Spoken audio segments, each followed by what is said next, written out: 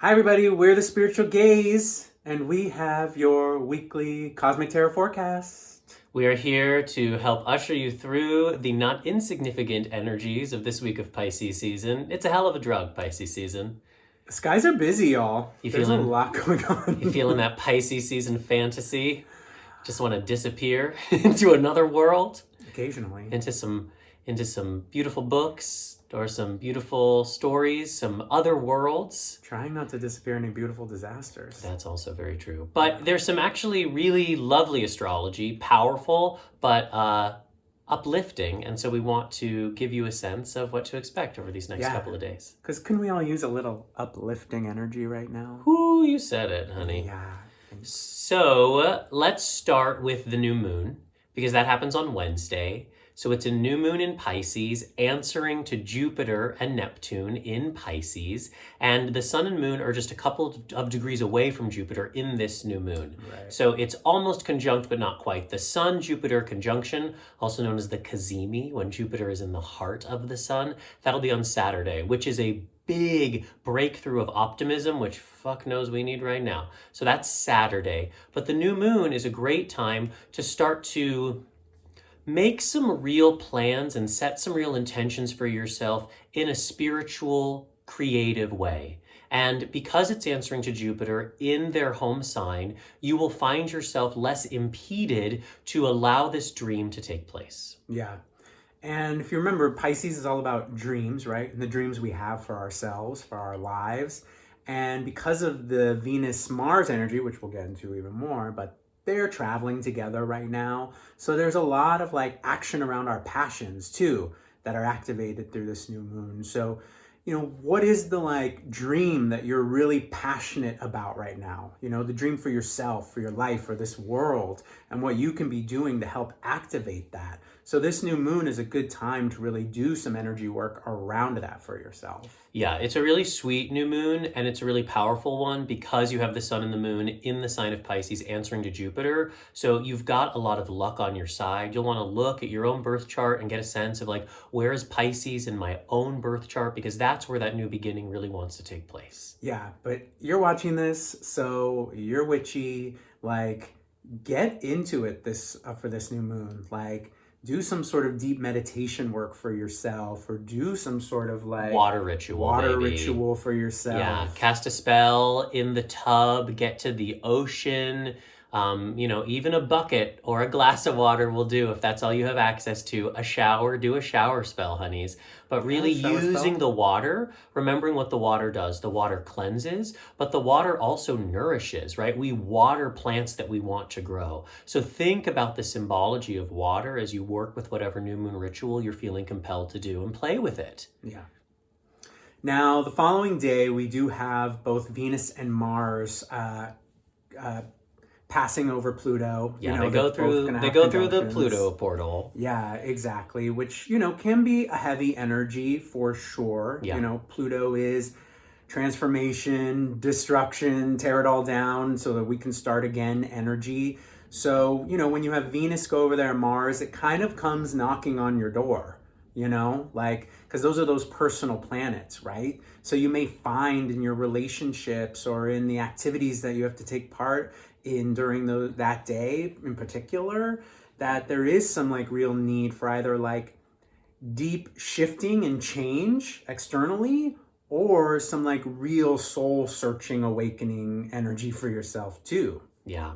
And this is kind of a theme that we're going to be working with for the next couple of months, that there's some really beautiful, juicy, positive astrology in Pisces, and some really hard, challenging astrology at the end of Capricorn and into Aquarius. So it's there are these two rooms in your house, and one room is the dream room, and the other room is the war room. And you have to split your time between both. And you have to use the nourishment that you find in the dream room and take it to the war room. And you have to use what you experience in the war room to go back and heal in the dream room. We can't escape from one or the other, but there are medicines available in the Pisces room that you can take back into the Aquarius room. It's so interesting. That's so apropos for what's going on right now, right? I feel like we're in this conflict of even just from a world lens, right? Yeah. We're in the conflict of the greater dream we all have for the world we want to be living in, more unity, just more peace, right? But then there is still this war energy that's trying to show up, that is unwilling to die, you know? And I think there is like that great conflict going on. So even looking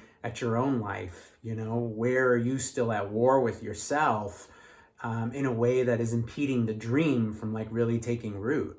Well, that's actually a really great segue, I think, into the card that I pulled, which is the Knight of Wands. And so the Knight of Wands is the rock star of the tarot. This is you at your most charismatic. This is you at your most luminous. When the Knight of Wands walks into the room, everybody notices. So knights, their function in the tarot is they are movers of energy, and wands are all about action, spirituality, and creativity. So even if you're not a literal rock star, I always say like the librarian is the rock star of the library, right? The chef is the rock star of the kitchen. So you want to think about the last time you felt like a rock star. When did you feel most uninhibited and fully yourself, able to express your charisma, your uniqueness, your nerve, and your talent?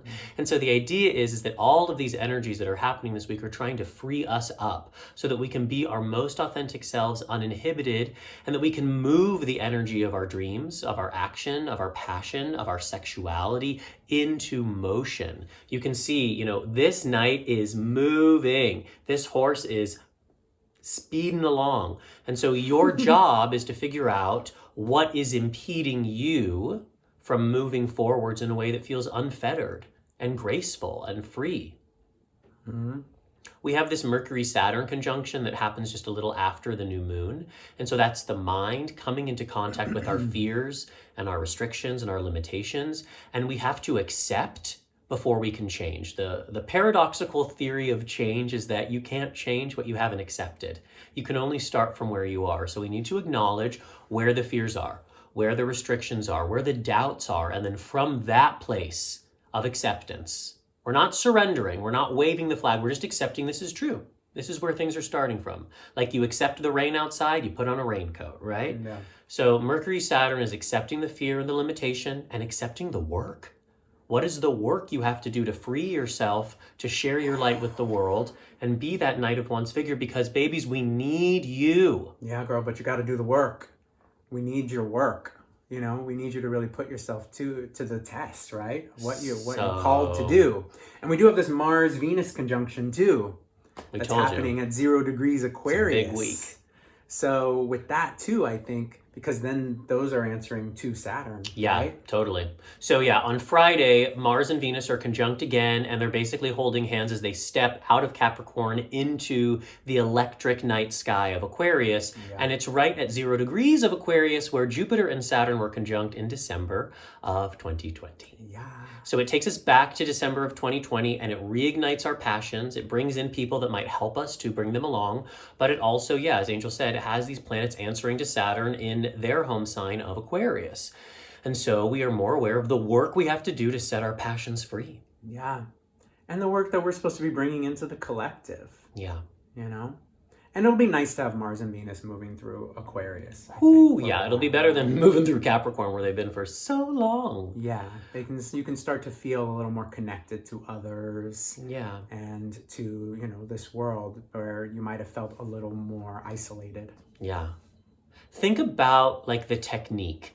Think about the 10,000 hours. Think about the practicing you have to do so that when the time comes, you can set yourself free. Right? Think about incredible artists and performers and musicians and athletes who do all of these hours of practice where we can't see it. And then there's that moment and it seems effortless. And maybe it feels effortless for them, but only because they put all of that Saturnian work into it. So think for yourself, okay, what are the 10,000 hours that I need to start today so that I can be that free Knight of Wands figure when the time comes? Yeah. Or did you get to 6,000 hours and then kind of take a break? Yeah. Although 6,000 is pretty good. I mean, 6,000 is amazing. But, all right. Have we given you enough? I think there's a lot, right? Enough to work with. I know I have enough to work with. I have enough to work with, let me tell you.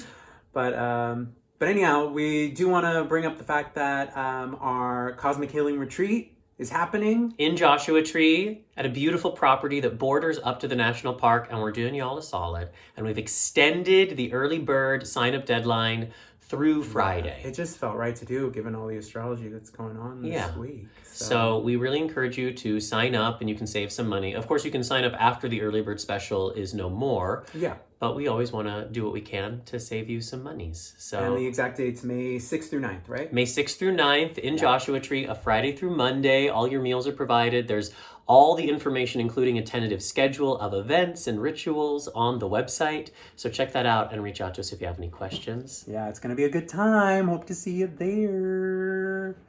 We But love in you. the meantime, yeah, sending you all the cosmic love, everyone. Take Happy New care. Moon. Happy New Moon.